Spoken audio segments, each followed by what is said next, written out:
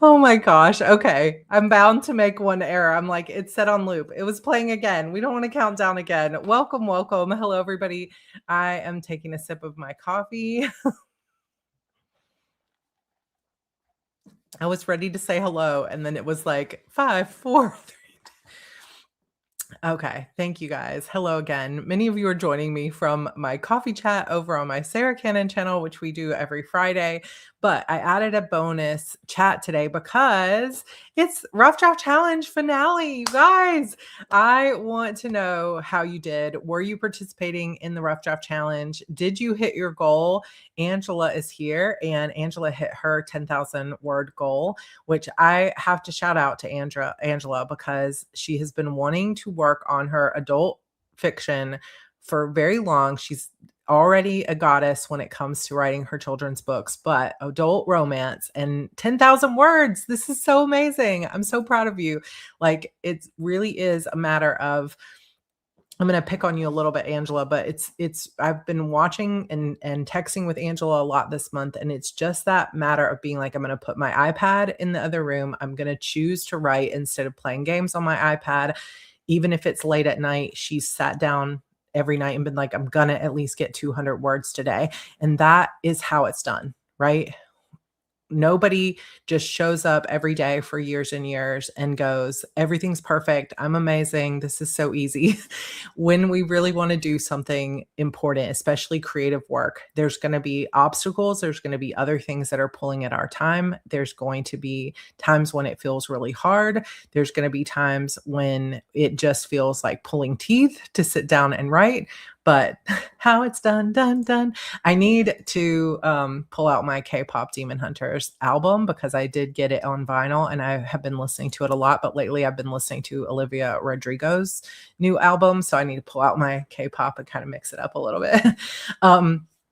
Also, let me say, even if you are sitting here and you're like, yet again, I did not hit my goal, which is me. I did not quite hit my goal for the month, and that's okay. I'll tell you what happened for me, and you can let us know how things went for you because I'm still celebrating because I ended the month with more words than I had at the beginning of the month. And in the end, a goal is a great motivator. It's a great focus tool, but it's not necessarily the be all end all. If you had a goal of 10,000 words and you hit 5,000 words, you're 5,000 words closer to that 10K than you were when the month started. The rest is just a matter of timing, right? So you'll still get to the 10K. It's just going to take you a little longer than you originally thought. For me, here's what happened.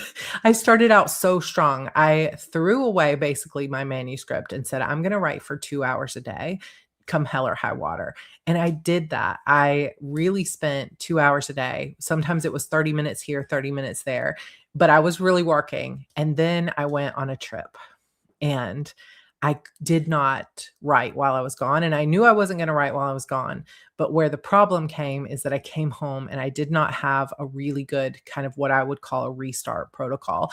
I kept getting swept up in all the other things. And I feel like so often when we start and then we fall off and then we get to a chance, like a choice point where it's like, am I going to get back on the horse or not? Sometimes with that, just that little bit of break, the resistance will come up again. Like when we're in a routine of writing every day or writing every Monday, Wednesday, Friday, or whatever your routine might be, when we're in that routine, it's much easier to keep that routine going than it is to drop off and start it over again. And so for this reason, one of the greatest things that we can do for ourselves is really to come up with what is our writing routine. So I wanted to talk about that just a little bit here as we wrap up, because for a lot of people, when you have the Rough Draft Challenge or you have some other kind of goal, some people are doing like Millwordy or 70. What was the writer one that some people were doing that was kind of like 75 hard that some people were doing?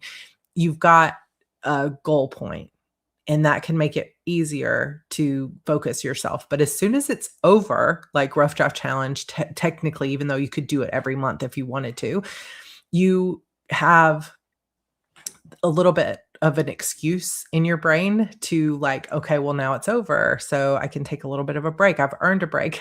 And maybe you have, like, of course. But at the same time, if we want to do this for a living and we want to do it for real, like not just writing every once in a while, which there's nothing wrong with that. You can write as a hobby writer anytime you want, and that can be fun. But for so many of us, we have goals beyond that. We want to write a whole series. We want to publish it. We want to self publish. We want to get an agent, anything like that.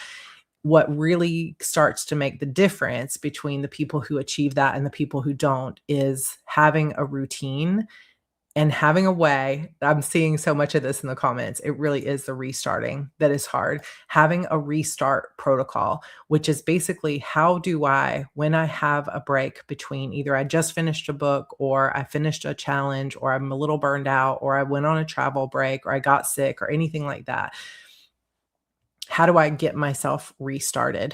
And it's not always easy. Obviously, I did not do it great this month, but I did actually make it to 19,000 words this month, which is amazing. It's far more than I had the month before this. So it wasn't my goal of 25, and it certainly wasn't my goal that I had in April of 75, which I didn't make either.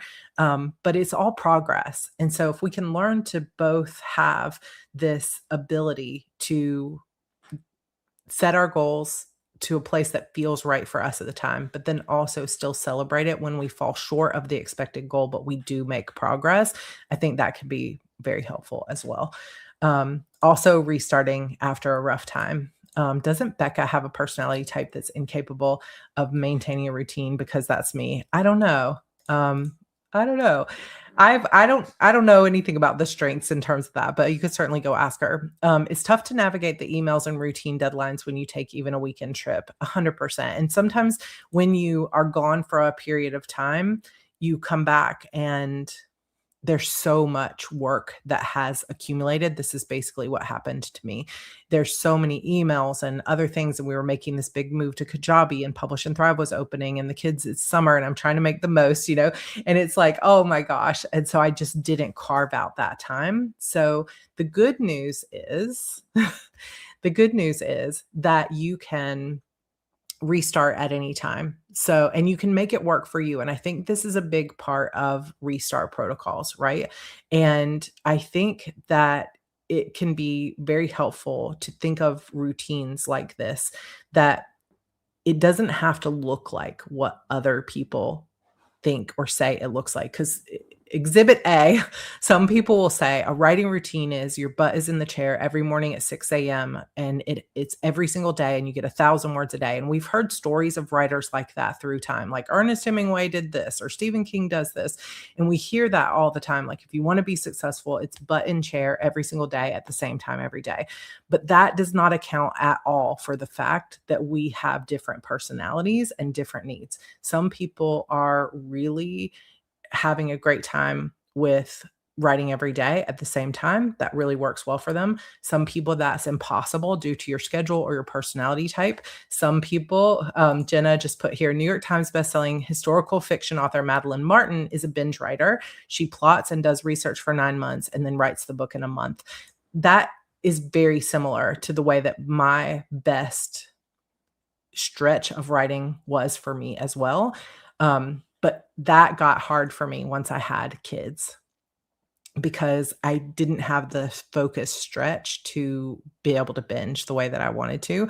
So what I tried instead was let's try writing retreats, and those helped a lot. But then the busier I get with everything else, it's more difficult to do even just a monthly writing retreat or whenever. So sometimes we have to adjust what would be our natural way of doing things. Like I really like to binge write and account for the season of life that we're in, because it'll be a lot easier when I don't have kids waking up at the same time every morning that I have to be up with. So like, I think Danielle Still was another writer who she just would go into a room and not shower, eat, sleep, anything. And she would just write.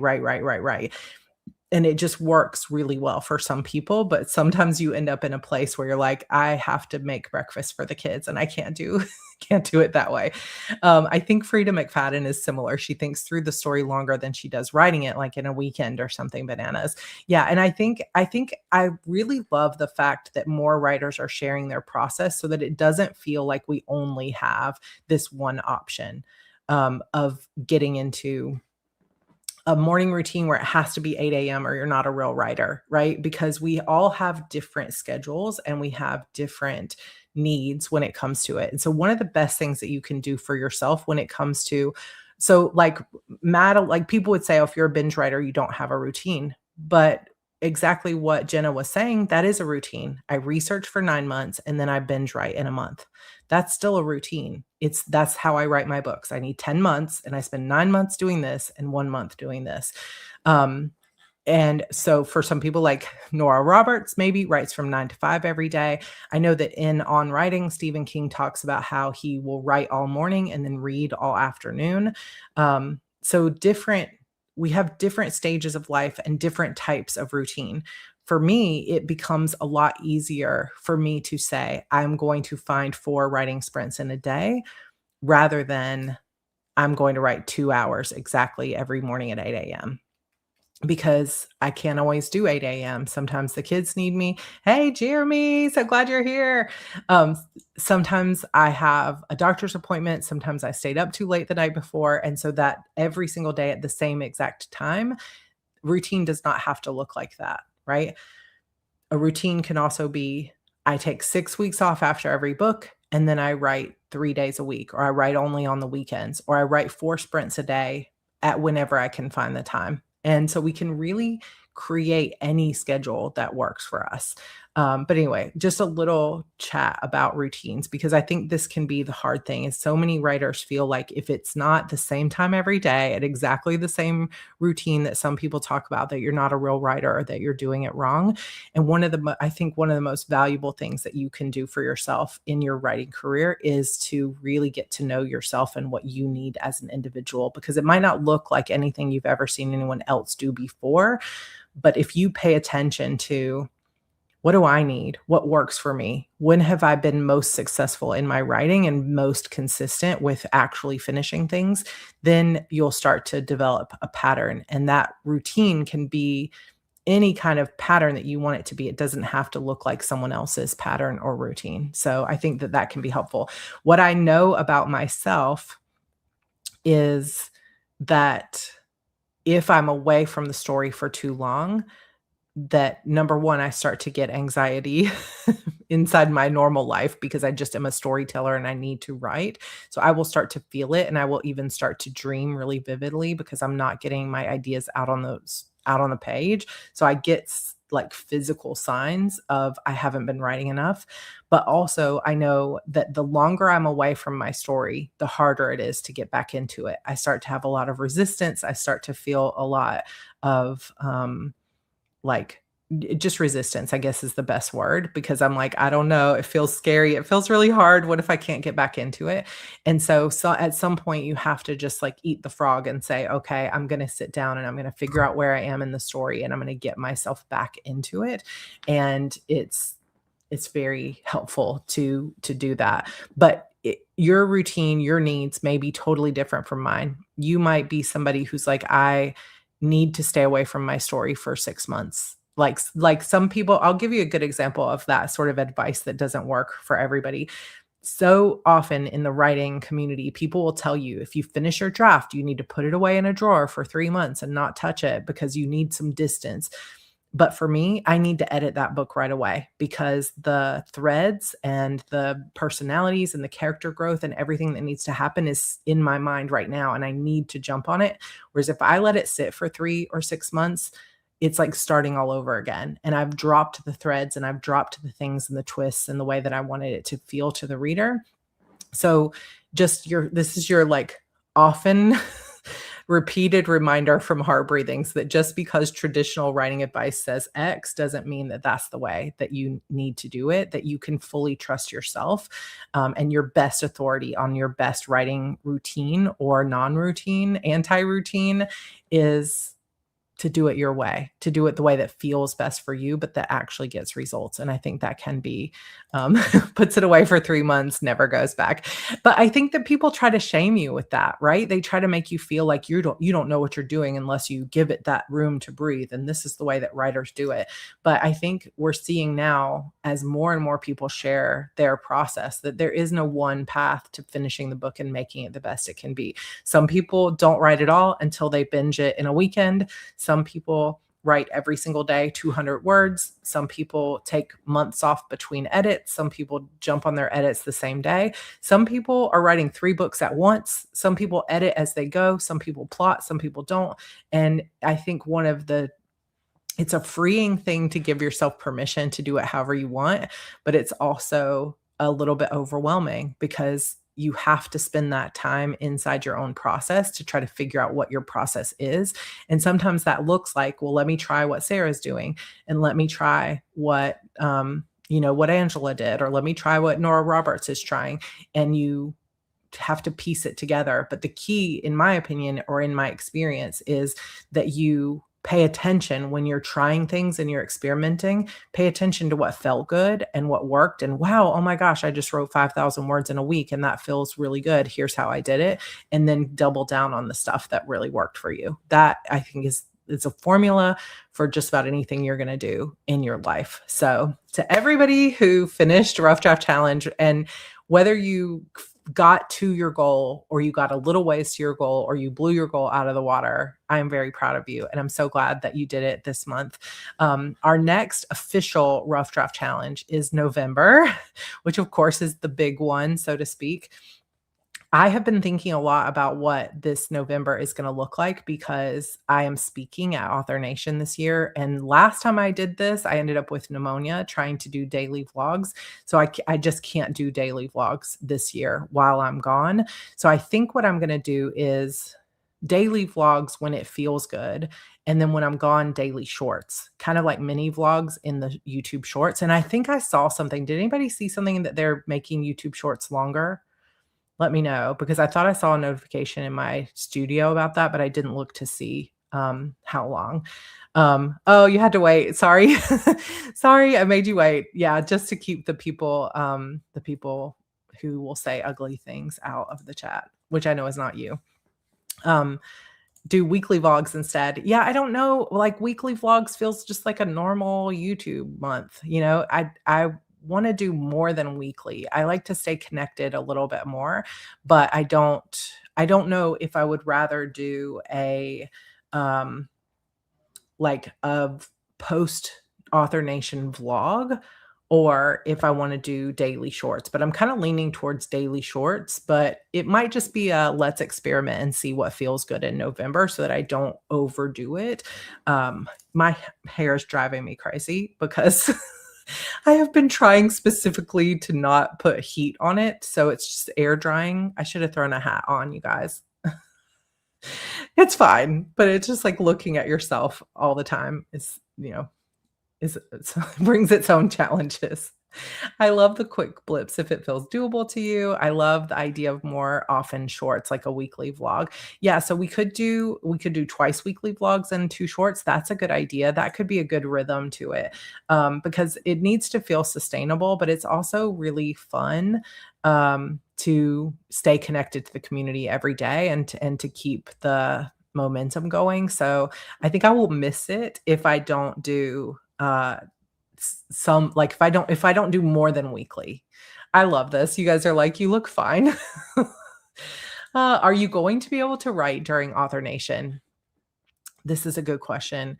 I always start with good intentions, and then I feel like I can never keep up with it. So I think it's going to depend on how many meetings I schedule, because last year or 2 years ago when I went, I had meetings with Amazon, Google Play, Spotify, I was just stacked with meetings, and it was really difficult to even get back to my hotel room in a normal time. But it's such a long conference. Is anybody here going to that? I'm going to be speaking on 2 subjects. So one is YouTube for authors, yay, and the other is how to write and market a series. So if you are Oh, yay, retired stylist. Your hair looks great. Thank you. It is growing faster on this side than this side, which is the way it has been for the past year. But I have, I think I mentioned this a couple of times. I have androgenetic alopecia, and that is a new sort of autoimmune response type thing that has been coming up from that time of pneumonia and over pushing myself through stress. So this year I have been on a journey to try to get my health back and my hair back in general. So I'm like trying to use less heat for now. So thank you for the encouragement. I think I need probably a trim so they become a little bit, but it's also the angle of the camera. I could just talk like this. Well, that would be cool is the meetings with those folks. Yeah, like a Q&A. That's actually not a bad idea. That would be really fun. Yay, Monique is going, Amanda's going. So excited to see some of you. We should do a hearty get together while we're there, maybe a coffee or something. So I'll send out something before, just in general. But I wanted to go live today, first of all, just to say congratulations, but also I have been trying to do a couple extra videos this month to stay connected with you all during Rough Draft Challenge. And I wanted to make myself available for just a little while, not only to celebrate you, but to also answer any questions that you have, because I know that sometimes when we finish a rough draft challenge, that technically you can do it any month. You can use the website any month. You can't continue your old project. You have to just start a new project every month because it's meant to be a monthly thing. But you've got an undated planner in the resource library as well that you can print out and use at any point. I also am currently working on a writing planner for 2027. Hopefully that will be finished and come out around the time of Rough Draft Challenge November. So if you have any feedback on what you would like to see in a writing planner, I'm hoping to make two versions of it. One that is just for the writing, the tracking of a project, the character sheets, stuff like that. And then one that also has the daily planning pages in it so that you can keep track the same way that you have been tracking your Rough Draft Challenge. So if there's anything you would love to see in a writing planner that you've never had in a writing planner you've ever found, please send me your feedback because I'm designing it now and I'm open to ideas. It will be printable only because that's just easier. I could also get it like up on like Amazon or something this first year, but I'm hoping sometime for an actual printed planner, but that has been out of my ability so far.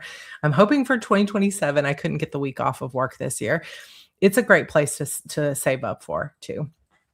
So also any questions that you have. So if you have a question, go ahead and pop it into the chat. I'm here to just hang out and cheer you on. I know that for one thing, it can be difficult to know what to do with your book once you've finished it. If it's in draft, like, how do I actually edit this? Another thing can be like, what do I feel like how do I move forward if my book feels like it's gone off the rails? Like, do I throw it away? Or do I keep going? Just any questions that you have about publishing. My money is going to Disney next year. Same.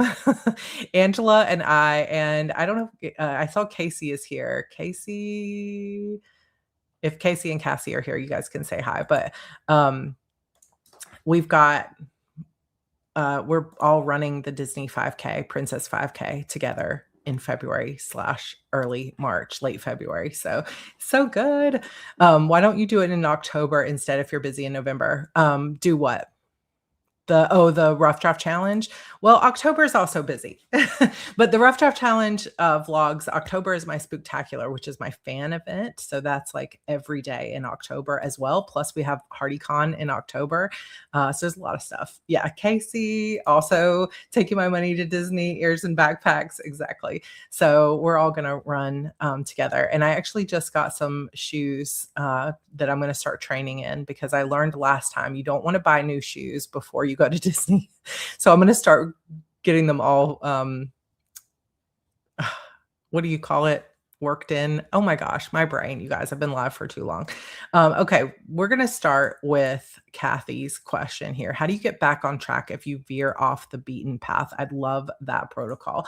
So with your story, Kathy, or just in life in general, because I think it can be different advice for depending on the situation. But what if you're getting conflicting advice from betas, some professional? Do you just go with your heart? That's a super, super good question. So I'm going to answer the first one first. That how do you get back on track when you are broken in? Oh my gosh, why can I not think of that? How do you get on back on the path? So for one thing, one of the things that helps me the most, and this might depend on your personality, both, okay, is to give yourself a moment, like create a space in your schedule that you can schedule in or you can see, because once you are just wrapped up in all things going on in life, it gets very difficult to make decisions about what's my next step, right? How do I get back on track? How do I restart? And so sometimes it's just helpful to say, okay, I'm taking 3 hours this Saturday where no one is going to bother me. And I'm going to sit down and map out the eagle eye view of what I need to do. So for me, it's the big sheets like this in the back, where I will sit down and I'll say, okay, here's everything that's going on here. And I always start with what's my goal. I just reorient myself to say, okay, what's my goal? So if it's your book that you've gotten off the beaten path, you could just say, okay, what's my goal with this book? When do I want to have it done? What feels realistic right now? Where am I with it? So if it feels like the book has gone off the rails in terms of the plot, what I would do is I would go back into the book and I would write down a single line for every chapter or every scene that you've written so that you have a little roadmap of what you have already written, and then start from there and say, okay, what needs to change about this? What needs to happen next?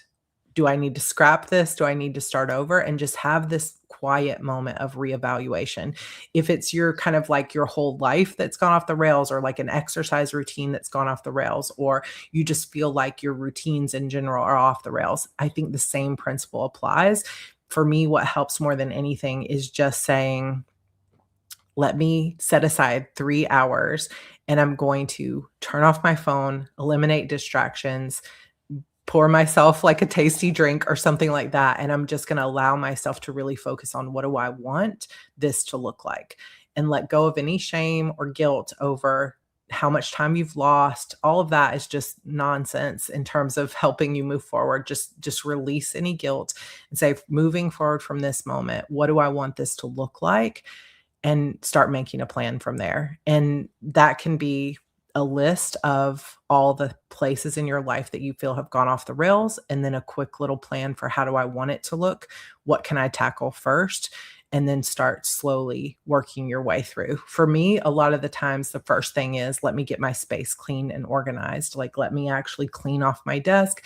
Let me take my file and clean up all the things that didn't, like, if I've got notes in 5 different places or character has changed names, I just figure out all those things that get me back to a baseline. Is that helpful?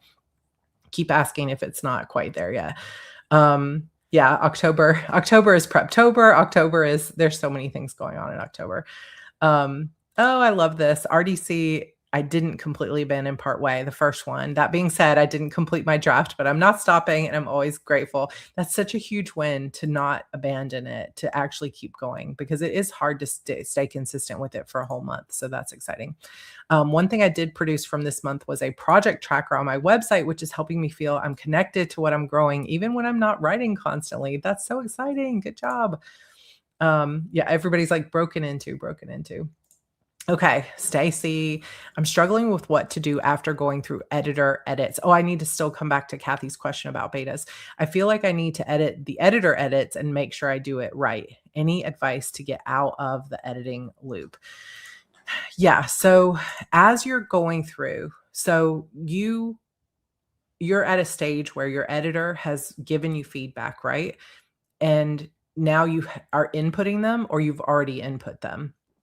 If you're currently inputting them, the easiest way, I think, to do it is to read through all of them first, like see everything they have to say. Because if you start editing from page 1, there might be something later that's like, oh my gosh, I'm actually going to have to rewrite page 1. So I like to read all the way through all my editors' suggestions and edits. And then at the end of it, I will usually sit down and write just as free form as I can, all the things that came up as I was reading those edits. So usually just on like a sheet or something like this, I'll just keep track of, okay, well, this is a thread that got dropped, or here's what I really meant. Why isn't this coming through?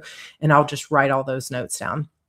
Then I go through and make the big sweeping changes. Like I'm not going to go in and change grammar type things if the whole chapter needs to be rewritten. So I'll do that eagle eye view again of the whole thing and think, okay, based on this feedback, what really needs to shift and change? What is not coming through in the reader experience that I wanted it to? So that's kind of where I start. And then I just start chipping away at it. I know a lot of people will also do like a Google sheet or an Excel spreadsheet with all the chapters there and all the changes so that you can kind of keep a checklist of here's the things that needed to change. Because when it's in a 60,000, 80,000 word manuscript, it can be difficult to see all the changes at once. So it can be helpful to go through and create like a list of all the changes that your editor said to make, or all of the, depending on if you're in a developmental edit or just like a copy edit or whatever. If it's big sweeping changes, it can be helpful to make a checklist of it. Once you've gone through and made all those edits that your editor suggested, the next thing that I like to do is listen to my book. So I will do any kind of text to speech thing where you can like Google, I think Google Docs reads it to you. I think somebody said Scrivener will do this also, or you could put it into like naturalreaders.com and have it read it aloud to you. Word, I think, will read it as well as part of their speech, text to speech program. And sometimes just listening to it, you'll catch things that you didn't catch before. Another thing that I like to do once, if I'm trying to get out of the editing loop, because there comes a point sometimes where you're just changing things, but you're not really making it better. It's like, okay, well, I'm changing this or I'm changing that, but it was this version better than this one? I don't even know anymore. You're just changing little things, right? Sometimes the best way to get out of that loop is to step aside from your manuscript and again, write out how you want the reader to feel at each major turning point. So like if you're writing romance, when the couple first meets, how do I want the reader to feel? How do I want that essence of that to go? Is it fast pacing? Is it that I want them to feel swoony? Is it that I want them to feel like there's hope in their life again? Like writing down each of those things, like for Vanessa Shaw, it's a murder mystery. And so what I did is I went through at each chapter and I wrote down, who do I want the reader to think is responsible for what happened to Vanessa at this point? And I kept track of how I wanted the reader to think and what I wanted the reader to be feeling. And then I went back to the beginning of the book and tried to shift my mindset to reader mindset, clear my mind and think I'm a reader picking this up for the first time. And as I was reading through, and I would think, oh, I bet it's this person. And I would look at my notes and be like, is that who I wanted them to think it is? Am I on track?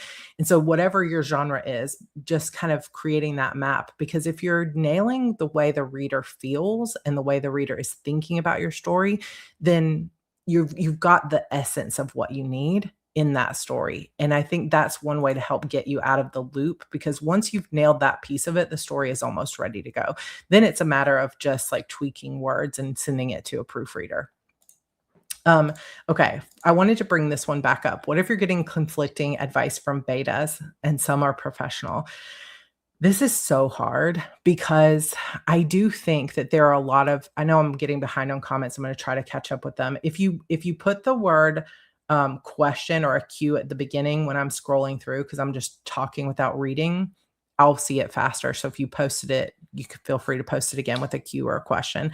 I think when it comes to conflicting evidence from betas, you do have to trust your gut, but also look first for the things that are similar about everybody. If everybody's like, this pacing is too slow, then you know you have a pacing problem. But if somebody says, for example, like, I don't know, I feel like this heroine is not connecting, they're not resonating with me. And another beta says, this heroine is giving me life right now, and you love the heroine, it's probably fine. Another thing you can do is, let's say you have one beta that says this and another beta that says this, get a third beta and specifically ask them to look at that issue for you and see if it's something that is really a problem.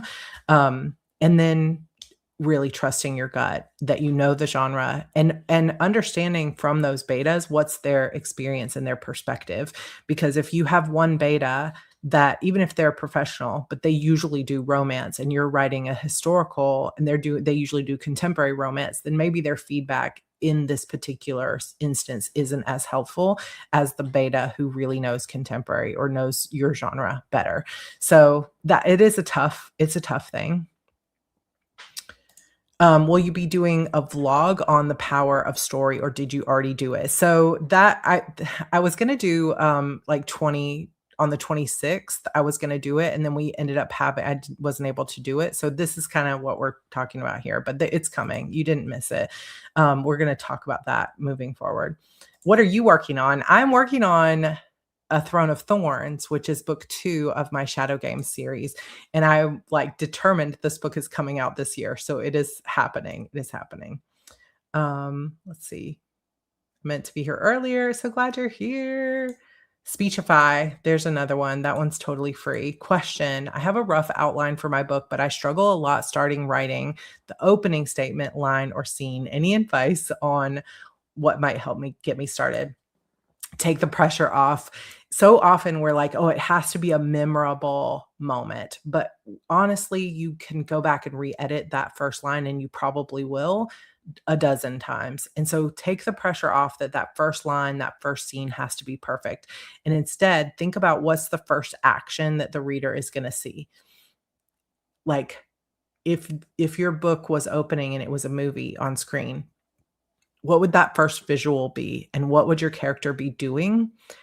And then just start writing it and let it be imperfect and let it be uncomfortable, because especially once you have an outline, you already have an idea of what's happening, and that resistance to actually putting it on the page can feel so strong of what if it doesn't come out the way that I imagine it to be? What if it's not good enough? What if it's not the right words?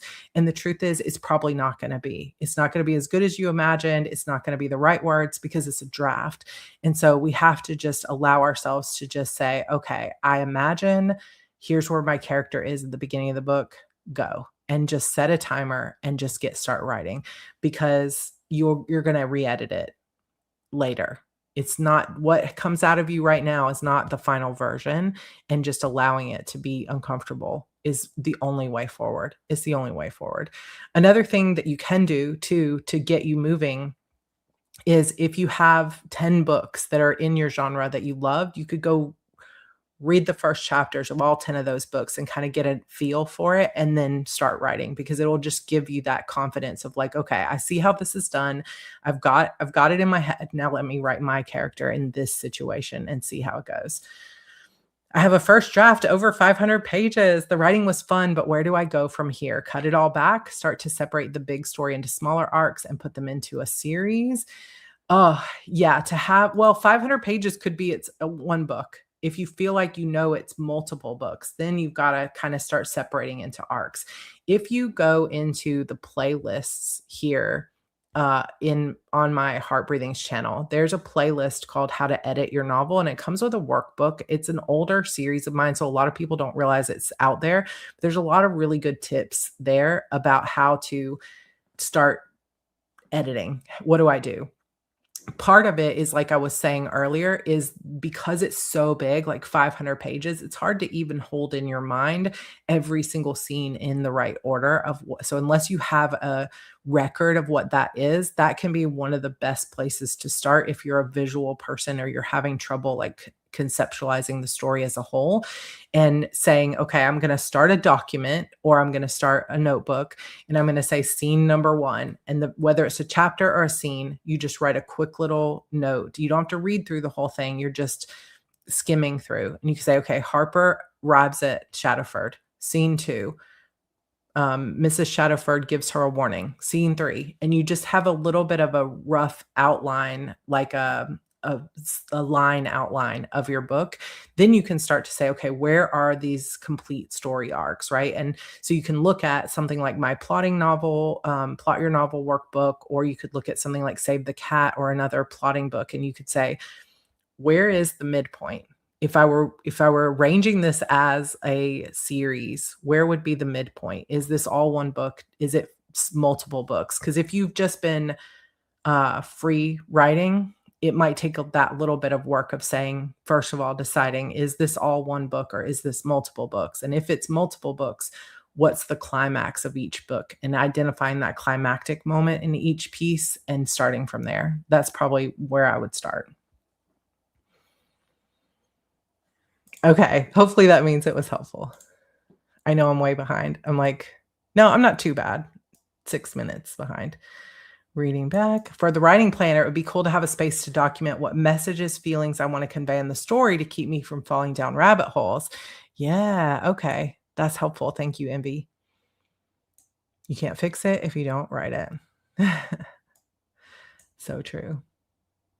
Yay! Oh, this was your diamond project? 72 quilt box. Yes, that's so exciting. Oh, I love doing quilts. I used to make quilts for everyone for Christmas. And when my mother-in-law passed away and we were going through all of her stuff, I found the quilt that I had made for her. And it was, I think she didn't even hardly use it because it was in such pristine condition. And I like to think that she just didn't want it to be damaged in any way because she had it nicely packaged up. But now it's on our couch. It's a beautiful little heirloom thing. I love it. Angela has posted the editing playlist. Thank you for that. I'm going to be doing a whole new series, and this has been like 3 years in my heart of like wanting to do a whole new series, basically taking us from idea all the way through the editing phase, like almost like a entire write your novel course free here on YouTube. And it's just a matter of getting the time to really sit down and redo it. But there are a lot of playlists in the playlists here on Heart Breathings that have workbooks that go with them and everything. So definitely check those out if you find them helpful. Oh, Jasmine says, how did you create the magic system for your newest series? So my latest series, The Shadow Games, is a spinoff of my Shadow Demons saga, but I wanted people to be able to jump in and read this without having read that longer series. So part of it is based on that magic system and has already existed. I'm just kind of re-explaining it. But also I wanted to bring in a little bit of kind of like mild game lit references as well, just because I am a gamer and I love bringing some of that piece into it. So when I started thinking about it, what I really did was I started just with a brainstorm of what could be different about this world, since it is a portal. It's like a pocket world. It doesn't exist in the human world. It's like an interdimensional sort of magical space where there could be different types of rules. So I sat down with my husband and we just started bouncing ideas back and forth, like, what are the rules of this space? How do they get their food? How does the magic work? How does it work with the priestesses? What are the crystals holding on to? What's the whole purpose of this world? Who created it? And we asked every single question that we could think, and then we started piecing together answers to it. So I didn't have like a specific system. I just knew that it needed to play nicely with my existing series, but that I could also play with some new ideas. So that's kind of how I started creating it, was just asking every sort of fun question that I could, and then coming up with answers that seemed to fit within the sort of balance system of games, which is kind of fun. Oh, this is a very good question. So how do you go about turning beats into scenes? So, you know, this is another thing I have a series on. It's called How to Write Great Scenes. So if you want to check out the playlist there, there's a lot more information than what I'm going to be able to share here. But I think one of the best ways to do it. So when we are plotting, we're looking at these story beats, right? Like depending on which system you're using. Like if it's Save the Cat, it's like, oh, here's the break into two or whatever. So we know some of those beats, right? But those are really just the structure. So when you think of you're building a house, there's a foundation and then there's the various framing of the house. And when you're putting together those beats, like the midpoint, the act one climax, the hero refuses the call, whichever piece of things you're using story wise, if you look at that as the scaffolding, like the framing of your house. Now we have to start putting all that stuff together. So when I start looking at that, I am thinking of it as I mean, I hate to say this because I know there are some people who cannot visualize things in their head, so I don't want you to feel like I'm not including you in this. However, it's always such a visual process for me where I'll say, "Okay, what's my opening scene?"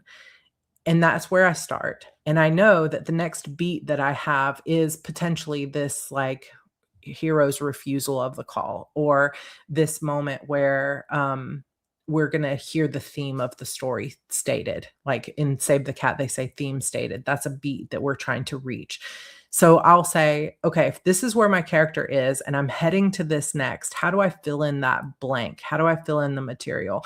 So, I wish I could think of a good example off the cuff here, but let's say I'll just go back to my original story, Beautiful Demons. So I know that the opening scene is Harper is being taken to a home for troubled girls because she's being kicked out of yet another foster home for being angry and throwing things around the room, but it's really her magic that's throwing things around the room. She can't control her magic. So she's being sent to this mysterious new place to live and being told it's her last chance to get her shit together before, pardon my language, before she has to go to like juvie or whatever. So you can write that scene. And when you're writing that scene, you can be thinking about multiple things. You're thinking about what's the conflict of this scene? What's my hero's internal conflict? What's my main character's external conflicts? And then you make sure that you build that into the scene itself.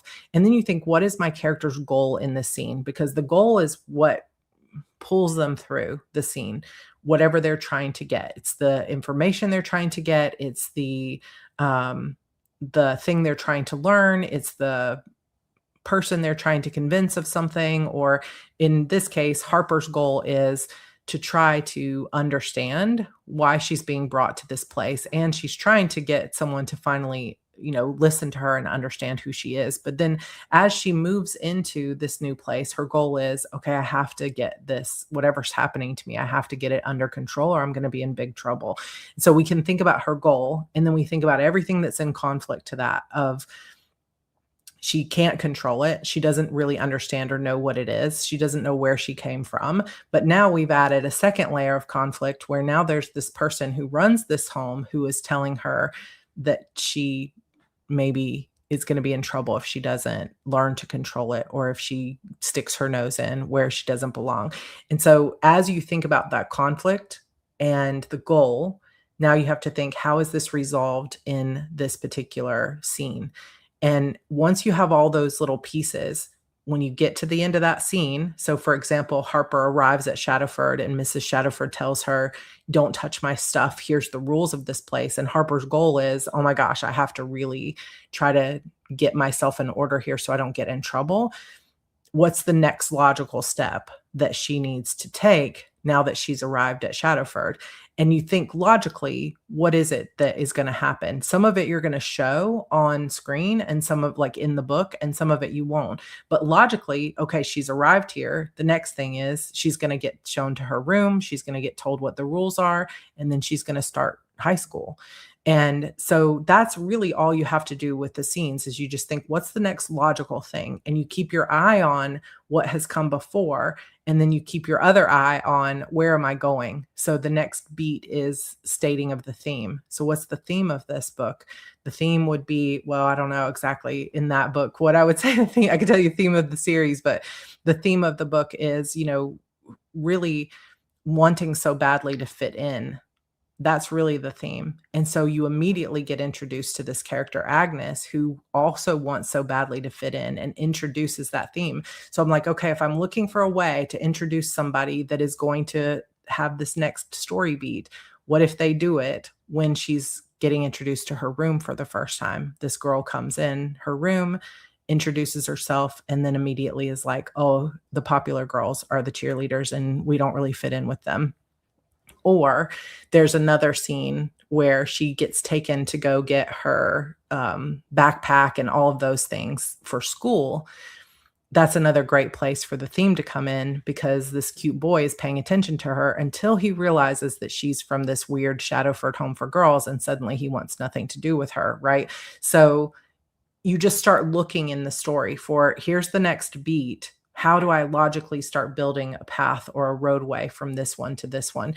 And sometimes you're going to try things that work, and sometimes you're going to try things that don't. So you have to back up and say, what's another way I can get to this next beat? And then you keep your eye on what's that first end of the first act doorway? What's the big thing that happens that sort of changes everything? And so in my character, it's the fact that she's being accused of murder, and suddenly it's like, okay, well, how do I get her out of this, right? So you think one logical step after the next, and you keep your eye on conflict, and you keep your eye on your character's goal, and then you understand what's the outcome of this scene, and then what's the next logical thing that my character needs to experience to start heading towards that next block. And I know it's kind of rough explanation just off the cuff, but hopefully that helps a little bit. But if you go check out that Writing Great Scenes series, there's maybe 5 or 6 videos specifically about how to turn your idea and the beats into actual scenes. For the planner, it'd be neat to see main points of some of your video series, like editing your novel either in call outs on the page or listed in the back of a divider. Brilliant. I love that. That's really good. So I can pull some of those things that are in the free resource library into the planner itself. I love that. Question. I'm a pantser attempting to discovery outline. I have some plot points that span multiple chapters and other chapters that have 2 or more plot points. Does each plot point need its own chapter? Okay, let me read through this again so I have my head around it. Some plot points that span multi-chapters and others chapters that have 2 or more plot points. Does each plot point need its own chapter? So no, not necessarily. So for example, like the key event and the inciting incident can be happening in the same moment. It can be happening in the same chapter. And you will often have character plot points that will happen at the same time. So like the mirror moment and the midpoint are often happening in the same moment or in the same chapter. So that's totally normal that you'll have some plot points that will take multiple chapters. Like for example, the debate in Save the Cat. The debate is maybe now I got to think exactly, but like the debate is something that can be a single moment, right? But that can also be happening just almost right on top of the first act 1 doorway. So sometimes you've got something though, like the fun and games plot point that's going to take potentially 10,000 words to get through that plot point, depending on which system you're using, like act 3, 3-act structure, hero's journey, Save the Cat. So it's totally normal, and not every plot point does not need its own chapter. Some of them can be happening simultaneously, if that helps. I think that's what you're asking. Substack, yay. Where's the question? I missed the question. I'm trying to go up.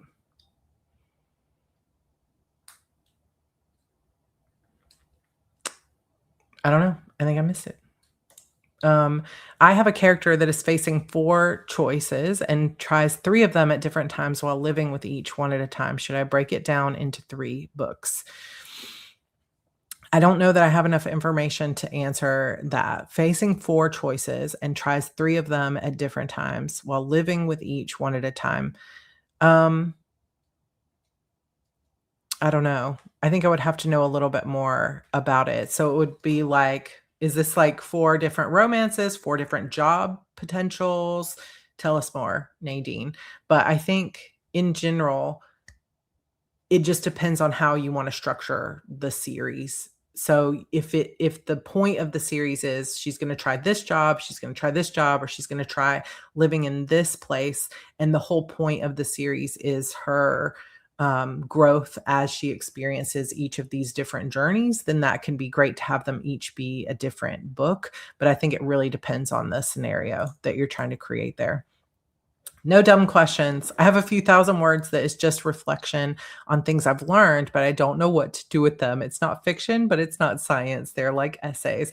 Oh, is this why people were talking about Substack? Okay, maybe this, yeah, what about starting a blog or Substack? I think Substack is a great place for something like that, because I think that that's really what people are doing over there is they're writing reflections, they're writing about life, they're writing about emotions, they're working through their thoughts on things.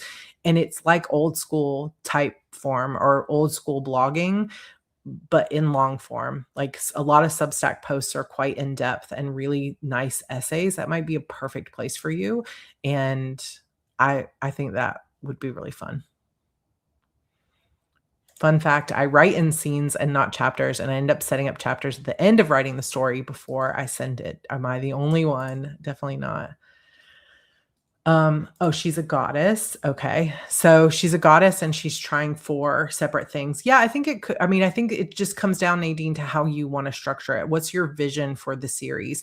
Because in order for it to be like for these 4 choices, and she's trying each of them in a different book, then there has to be a full arc of what's the conflict in this choice, what's her goal in this choice, why didn't it work out, what leads her to the next choice. And I think as long as you have all of that, where you've got a full character arc, you have a full plot arc for each choice, then it works well with 4 different books. What about a bingo card for the planner? I usually draw my own, but if you're interested, I could draw 3 different designs with blank squares to share with everyone. Gail, that would be amazing. Yes, I'm interested. 1,000 times yes, for sure. That would be very cool. Also for the planner, a craft TBR list that's blank. Amazing. Okay, I'm writing this down. Am I writing this down? Where's my pen? Okay, craft TBR list. References or callbacks or call outs to some of my other series and workbooks, a bingo card. I'm writing these down, you guys. So good. Just a thought on Author Nation. Is there a platform where we could keep in touch with each other during the week, like Discord? We could do a channel on my Discord server if you wanted, or we could do something like WhatsApp.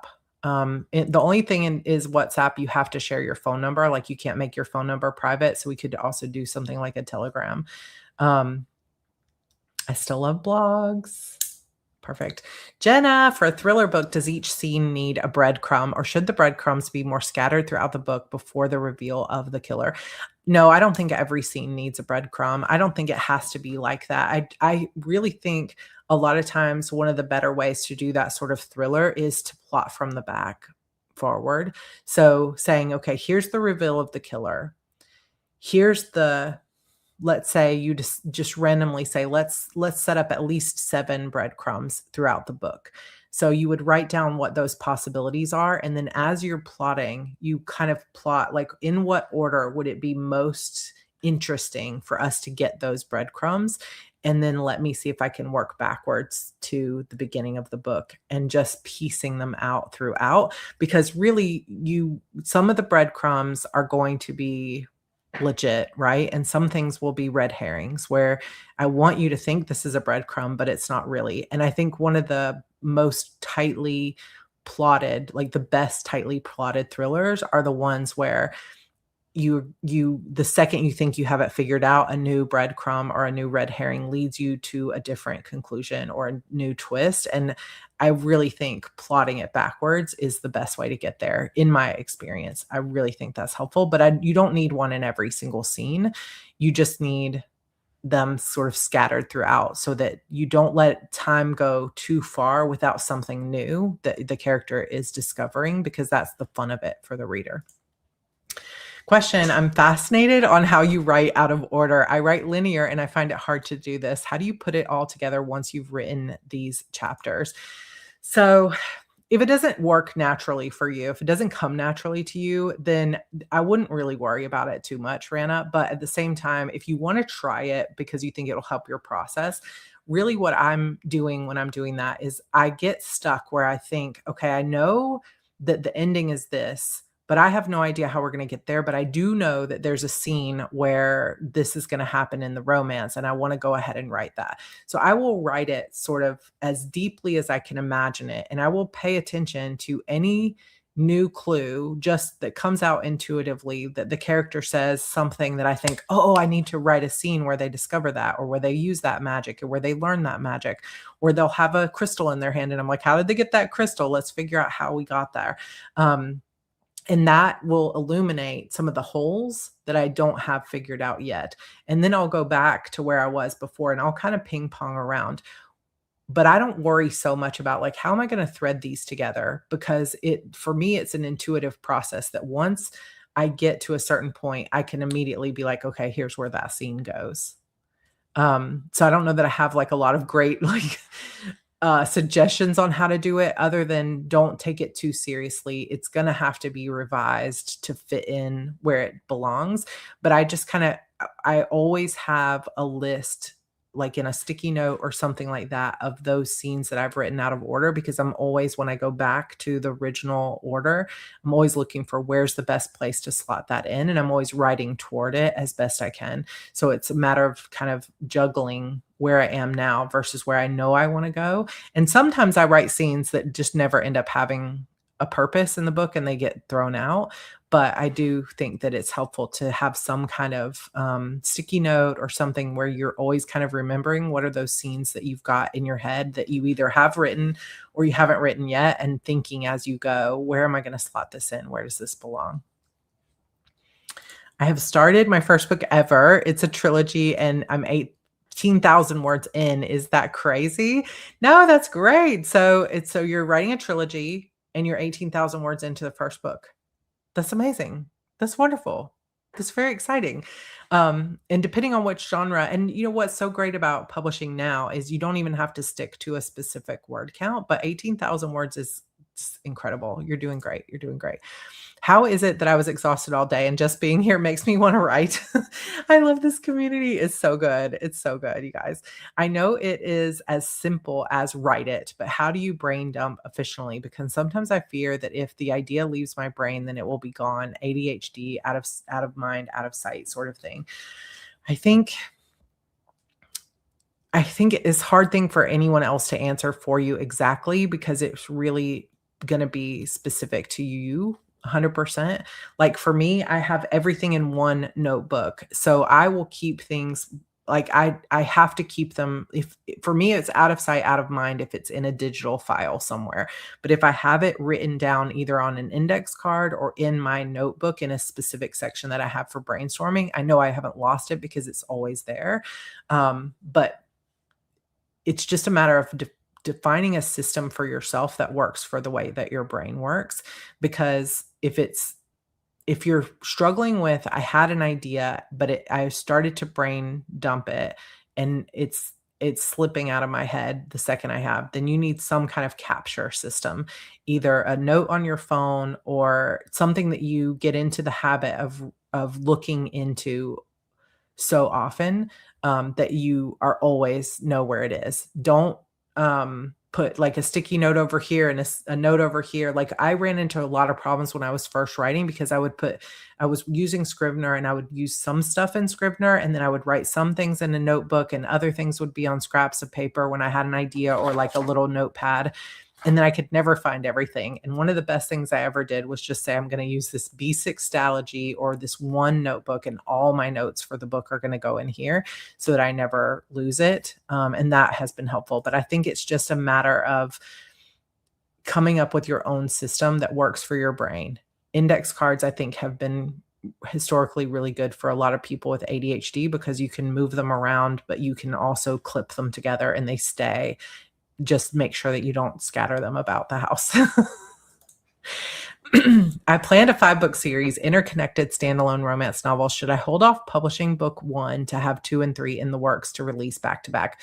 This is also a really good question because I think that for a long time, everybody just thought, okay, rapid release, publishing these back to back, holding books back is the magic bullet, right? That's the thing that's going to make things take off.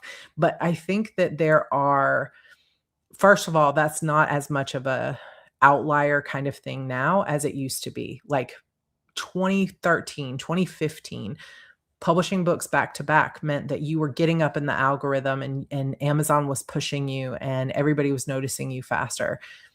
It's not a differentiator anymore because there's so many people putting out books quickly that it doesn't rise you to the top the way that it used to. The majority of authors that I'm seeing have consistent success are writing 3 to 4 books a year or less. Some of them only 1 book a year. But I think a lot of the people that were writing or publishing a lot of books fast are seeing diminishing returns on that. So there's benefits to both strategies. For one, if you hold back, like you write books 1, 2, and 3 before you start publishing book 1, it gives you a really strong start. Even if you don't rapid release, let's say you put them out 90 days apart, which still kind of is rapid release, but you have like book 1 comes out in January, book 2 comes out in April, book 3 comes out in July. It allows you to stay consistent, which starts to build reader trust, where they say, okay, this is a new author. I don't know if I want to jump in, because what if they stop writing? Because a lot of readers have been burned by people like me who take 5 years to write the next book. And so it builds that trust, like, oh, these books are coming out consistently. They're always good. And it gets you into a good space with readers as you begin to grow. It also gives you a little bit of time in between releases for, lots of promotion and build up and this big runway to start telling people about it, to get arcs sent out, to do cover reveals and do all the marketing stuff that you might want to do. So having those done ahead of time can be really smart. However, when it comes to holding books back so that I can do January, February, March release, like really fast, then you've trained your readers that your books are coming out fast. So now if you take 3 months for the next book, they're going to be like, whatever happened to her? She quit. And it sucks that a lot of readers are like this, but it's kind of like we train them on the cadence of how quickly the books are coming out. So what I would personally recommend that you do is you start to think, what feels like a sustainable pace for me in the future? And then take those first 3 books and create a strategy that says, this is a sustainable, but maybe slightly faster. So let's say you say, I think I can do 2 books a year sustainably. Then you could do those first 3 books every 90 days and then put book 4 out 6 months, book 5 out 6 months. That would be a great way to kickstart your career, because you've got a little bit of speed at the front without it being like 1, 2, and 3 in 3 months, and then you've got a year between book 3 and 4. I think thinking about that sustainability piece first and then speeding up those first couple releases to build momentum quickly and then falling into your sustainable pace is probably the most successful strategy that's working right now for people. If anyone were to read my notebooks, they couldn't decipher them. This is kind of the way that that I am. George picks up my notebooks. He's like, I can't read your handwriting at all. Never. My ADH comfort zone is the inverse of this. I don't have to worry the thought will fall through my brain if I put it somewhere. The trick is making that somewhere be findable, like Notion or a notebook or something like that. Yeah, exactly. OneNote. Yes. Okay. OneNote is a great place to use. Is there a reason you don't use Scrivener anymore? I mean, this is controversial, Rochelle, but I'm sure that it's different now. I always like to say this because for me, it was like 2012. I lost so much work. I was trying to work.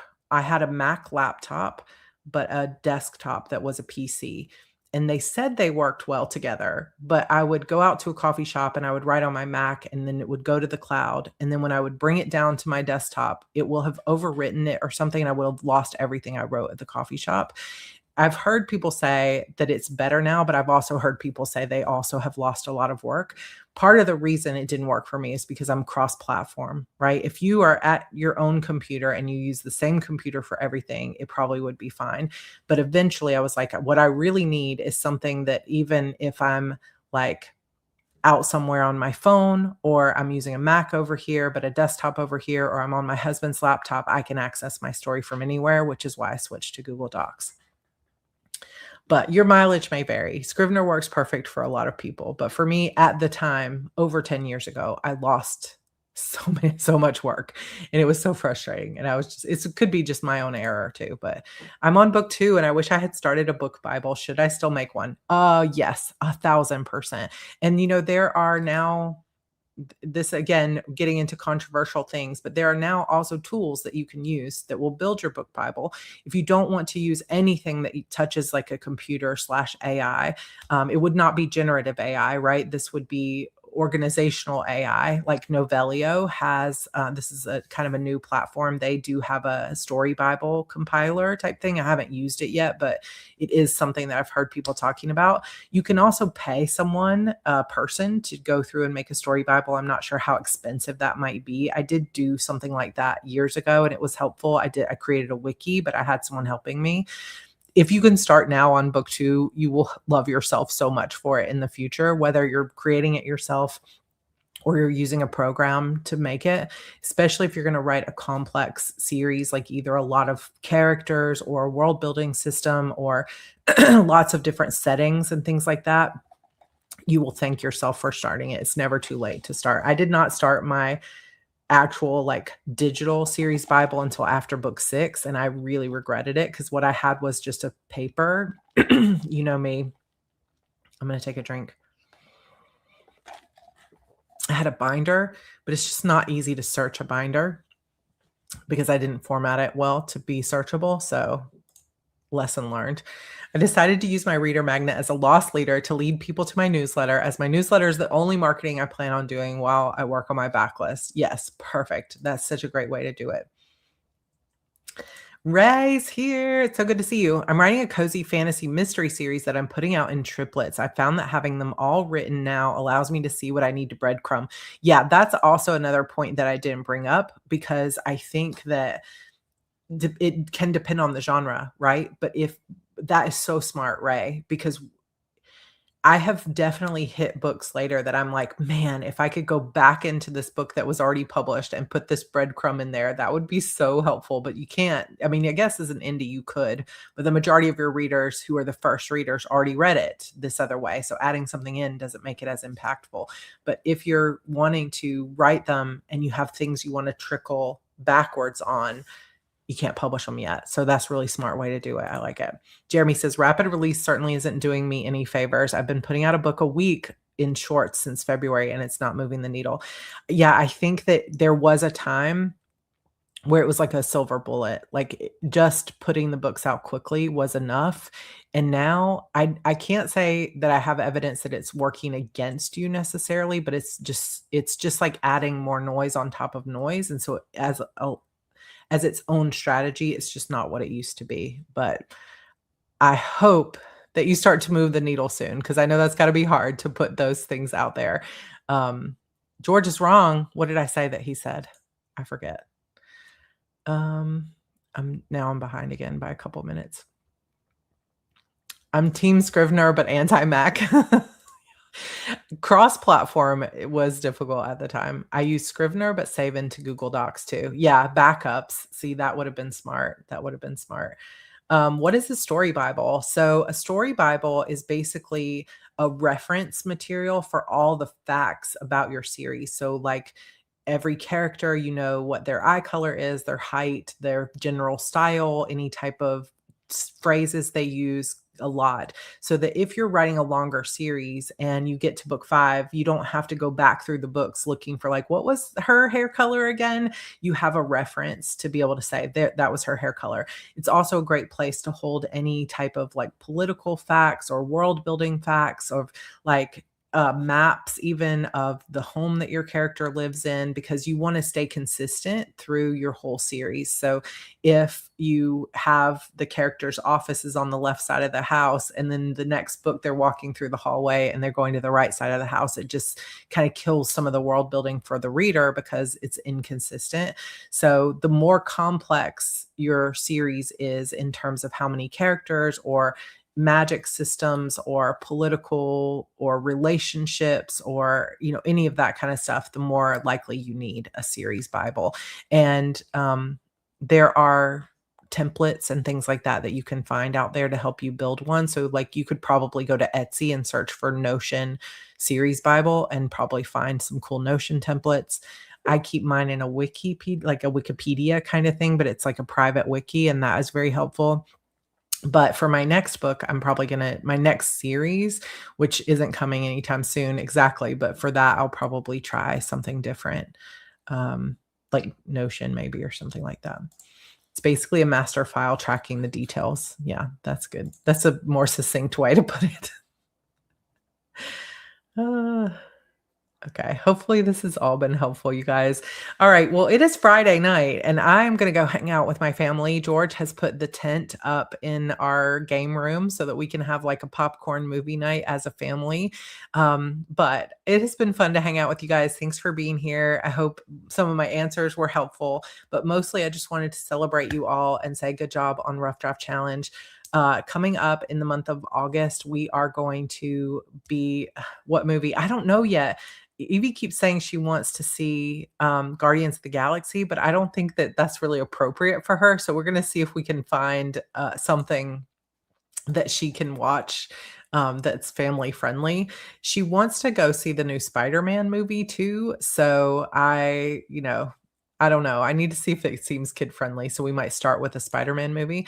Are you planning to be on Substack too? So I have a Substack technically, but I haven't posted to it yet. I will let you guys know. How is your Zettelkasten? It's coming along. I'm working on a craft book Zettelkasten. So as I get a chance to either watch videos or read things in craft, I have been slowly building it.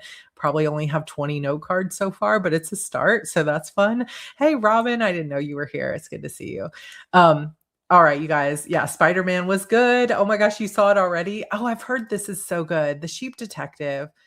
I heard it's like surprisingly really amazing. So maybe that's a good one. Thank you, Monique. Also, you guys, Publish and Thrive starts tomorrow. I cannot believe we are already more than halfway through the year and we have Publish and Thrive starting tomorrow, but it starts tomorrow. We are on a brand new platform called Kajabi. Same great course, even better platform. There's an app. I saw someone asking about the app, but all you have to do is go into the Google Play Store or the Apple Store and just search for Kajabi and it'll come right up and you log into your account and you will see all of your course materials there. I can't wait. Publish and Thrive is genuinely, if you want to have access to me to answer questions, we don't talk as much about the writing side in there, although I'm happy to help with that.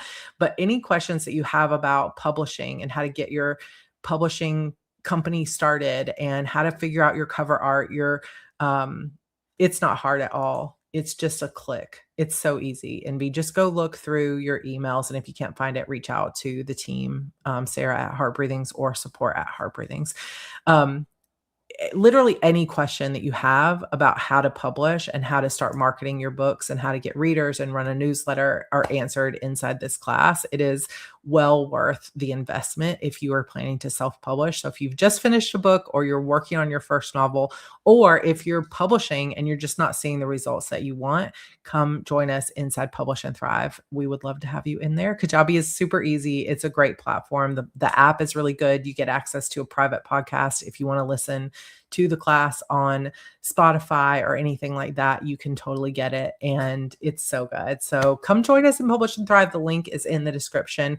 And I also have a video coming up soon with my brand new journal. And then I'm going to do a mid-year planner lineup and just all kinds of good stuff. So if you're not subscribed, come subscribe to this channel. I love you guys. Thanks for being here. Happy July. And just thank you so much for participating in the Rough Draft Challenge, because everybody that participates helps build up everybody else in the community. And I feel like in this age of so much separation, it's so important to have fellow creatives that will cheer you on. And so thank you again to all of our admins and hosts in the Heart Breathings writing community and everybody that participates, because it just means a lot. So let's keep cheering each other on and keep giving back into this community of writers. I love you guys. All right. I'll see some of you inside Publish and Thrive tomorrow. All right. See you guys later. Bye.